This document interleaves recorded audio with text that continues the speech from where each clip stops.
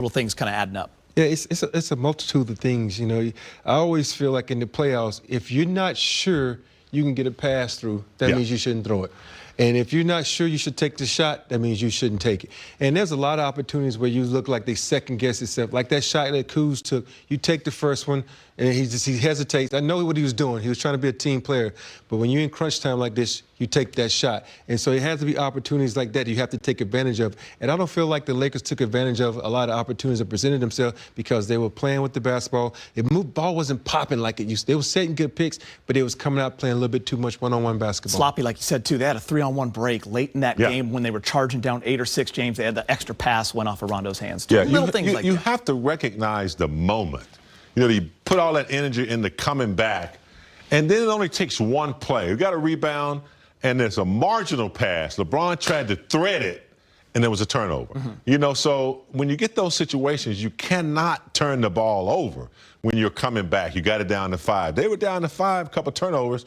Before you knew it, Denver was back up 12, 14 points. And you guys can probably speak to the mindset of a team that's up 2-0. Usually it's going to the other person's arena, and they're more of a must-win situation. They automatically have that kind of energy. We saw it tonight. You could just tell this resilient Denver team knew they had to get this one. But for the first time in a series, Denver had that third other score.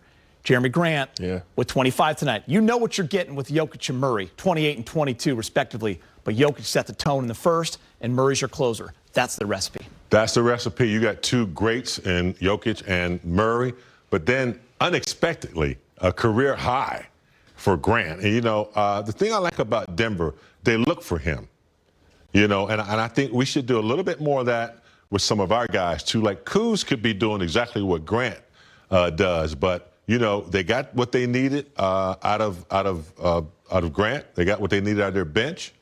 And they played like they knew they were going to win. Like I said, after game 2, they didn't feel like they lost that game after a big shot by LeBron. But you take a look at the hot Nuggets, Geeter, in this game 3. Yeah, I mean, listen, that was it's spicy Nuggets. It is for sure, and it's what Brez had in the 3-point play. You gotta, you know, limit those role guys because when they erupt, they can do it. I mean, look at Porter Jr. with 9. Monty couldn't miss in that first half with 14. Grant with the 26. But Jokic got to go. Yeah, Jokic got to go. But I want to also backtrack here and talk about Jeremy Grant. You have to know your personnel. This guy scored 10 points from the free throw line. That should never happen. But back 10 to from the free throw line. He was 10 for 12 from the free throw line. Why are you fouling this dude? He's not going to score anyway. So, but you know what, Jokic is so dynamic. He can do so many things. And you can see that he's one of those type of guys who has it. He had the effort tonight. He had the know-how. He knew exactly what to do. You look at him around the bucket. He was being very aggressive compared to AD. AD did that thing where we don't like. We was more so on the perimeter doing his thing like that because I think when you make a shot like that, you think every time you're going to shoot, it's going to go in. Now you go away from being an aggressive basketball player. Interesting you bring that up. I always think back to Pau Gasol after the Lakers lost Boston in 2008. A lot of that was he got bullied by the Celtics. He wasn't physical enough. After those 2 games, Jokic hears the physicality of Dwight and the Lakers. Too fast. They're too strong. And you've seen kind of that last fourth quarter in game 2 and into this game, Jokic is going to the rack. He's getting boards. He's taking on the challenge. You have to appreciate that in a young star. Yeah, it was clear from the beginning of the game. He wanted it right away. He went to work right away. He set the tone. He wasn't trying to drop dimes early. He was trying to force his will, and he did so, and the rest of the team picked up on it. But he's the kind of player that, you know, once he gets going, he does so many things that, you know, he can affect you in so many different ways. And I think, you know, they didn't match his intensity early. And he set the tone for the Nuggets on both ends. And he also, you know, got used to Dwight Howard. You know, he started playing some of Dwight Howard's games. You know, Dwight Howard would bump him, he'd fall. You know, he got into that psychological game with Dwight Howard. So he's a smart player. He's not going to be taken advantage of. And right, like I said, from the very beginning, he let the Lakers know what kind of night it was going to be. You know, I played with some great centers. And I think about when we would play a team like this and you have a guy that's dynamic like Jokic, let's say Shaq and Dream.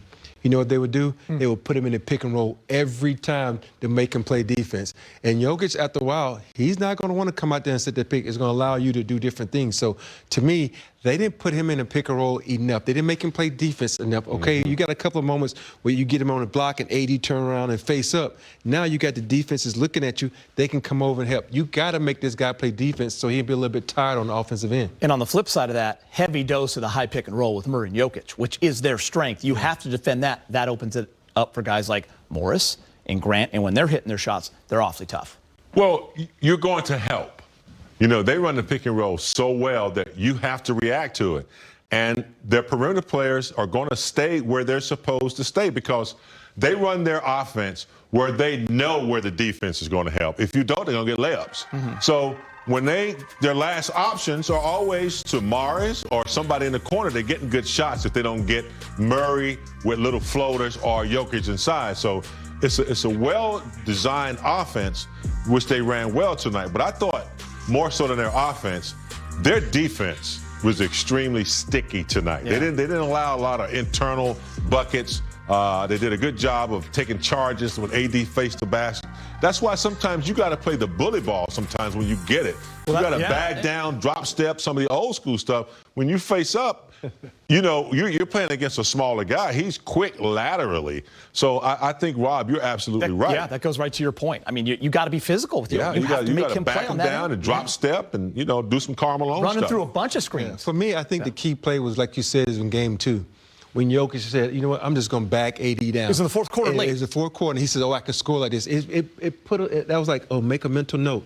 AD's not going to stop me. He had the crazy tip in. Yeah. He had 2 back down buckets. Exactly. So if he's like, you know what, these guys can't handle me. The only one that can do this is Dwight. So I think this is now AD needs to say, okay, what? I'm going to take a page out of your book and go at you the same way.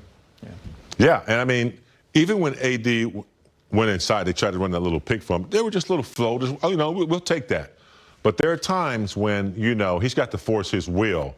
And against Jokic, you can't let him float around on defense. That's what Rob is talking about. You got to put him in a situation where he's got to play.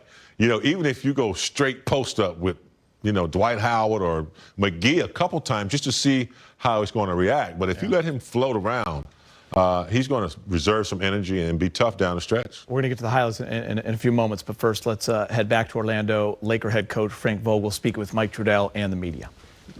You know what? Hey, Frank, what did you make of the